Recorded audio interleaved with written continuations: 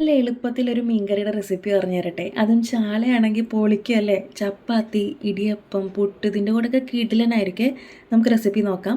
മിക്സിയുടെ ജാറിലേക്ക് ചെറിയുള്ളി അല്ലെങ്കിൽ സവാള ഇട്ട് കൊടുക്കുക. തക്കാളി, ഇഞ്ചി, വെളുത്തുള്ളി, പച്ചമുളക്, പിന്നെ നമുക്ക് വാളംപുളി വേണം, നെല്ലിക്ക വലിപ്പത്തിൽ, അതും ഇട്ട് കൊടുക്കുക.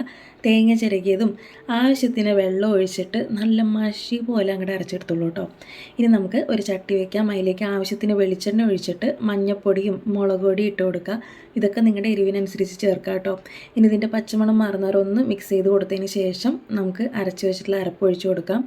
അതൊന്ന് മിക്സ് ചെയ്യുക. ഇനി നമുക്ക് എത്രയാണോ ചാറ് വേണ്ടത് അതിനനുസരിച്ച് വെള്ളം ഒഴിച്ച് കൊടുക്കാം. ഈ വെള്ളം ഒഴിച്ച് നല്ലപോലെ മിക്സ് ചെയ്തിട്ട് തിള വരുന്ന ആ ഒരു സമയത്ത് മാത്രമേ ഉപ്പ് ചേർക്കാൻ പാടുള്ളൂ കേട്ടോ. എന്നാലേ ഏത് കറിക്കായാലും രുചി ഉണ്ടാവുള്ളൂ. ഇനി മീൻ കഷ്ണങ്ങൾ ഇട്ട് കൊടുക്കാം. അപ്പം ഞാൻ എന്തായാലും മത്തിയാണ് ഇട്ട് കൊടുക്കുന്നത്. അതും 2 കഷ്ണമാക്കിയിട്ടാണ് ഇട്ട് കൊടുക്കുന്നത്. നിങ്ങൾക്ക് മുഴുവനോടെയും ഇടാം.